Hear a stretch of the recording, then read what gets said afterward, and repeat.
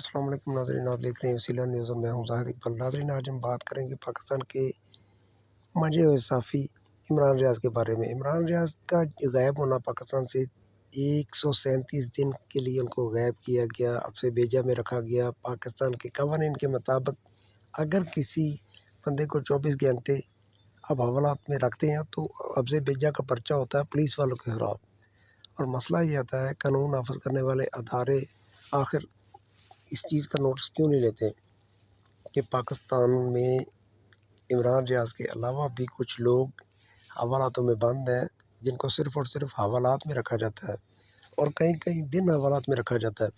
یہ حبس بیجا کا جو کیس ہے، جو معاملہ ہے، اس کو حل ہونا چاہیے۔ یہ I G Punjab, D S G Punjab, chief justice of Pakistan, chief of army staff سے ہماری یہ اپیل ہے۔ صدر پاکستان، وزیر اعظم، جو نگران وزیر اعظم ہیں انوار الحق کاکڑ صاحب، ان سے ہماری یہ اپیل ہے کہ ایسے قوانین کو ختم کیا جائے کہ جس میں امیر یا غریب کو بند کیا جاتا ہے، فار ایگزامپل 24 گھنٹے کے لیے، تو 24 گھنٹے بند کرنے کے بعد ان کو فوری ان کا چلان کر کے عدالت میں پیش کیا جائے۔ اگر عدالت میں پیش نہیں کیا جاتا تو پھر پولیس والوں کے خلاف پرچہ ہونا چاہیے، کیس ہونا چاہیے۔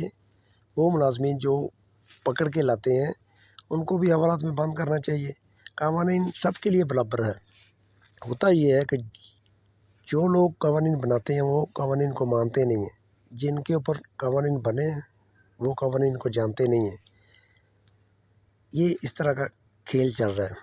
تو ہم بات کرتے ہیں عمران ریاض کی۔ عمران ریاض کا قصور کیا تھا؟ کیا وہ کسی ایک شخص کے خلاف بات کرتے تھے؟ کیا وہ ایک پارٹی کے ساتھ کام کرتے تھے؟ کیا وہ پارٹی کے ورکر تھے؟ آزادانہ صحافت کا پاکستان میں نام لیا جاتا تھا۔ مشرف دور میں بھی صحافی بڑے آزاد تھے، اس کے بعد پھر میاں نواز شریف اور زرداری دور میں بھی صحافت آزاد تھی۔ تو آج اس دور میں ہم پہنچ چکے ہیں، اس دلدل میں ہم پھنس چکے ہیں کہ بولنا ہمارا کسی ایک شخص کو اچھا نہیں لگتا یا کہ پوری قوم کو اچھا نہیں لگتا، وہ قوم بتائے گی۔ عوام نے فیصلہ کرنا ہے کہ صحافی عمران ریاض اچھا بولتے ہیں یا نہیں۔ پاپولیرٹی جو ہے وہ عوام کی طرف سے ہوتی ہے۔ فار ایگزامپل پاکستان میں اصل مسئلہ درپیش یہ ہے کہ انتقامی سیاست، انتقامی کارروائی جو ہے اس کی وجہ سے نشانہ بنایا جاتا ہے دوسرے لوگوں کو۔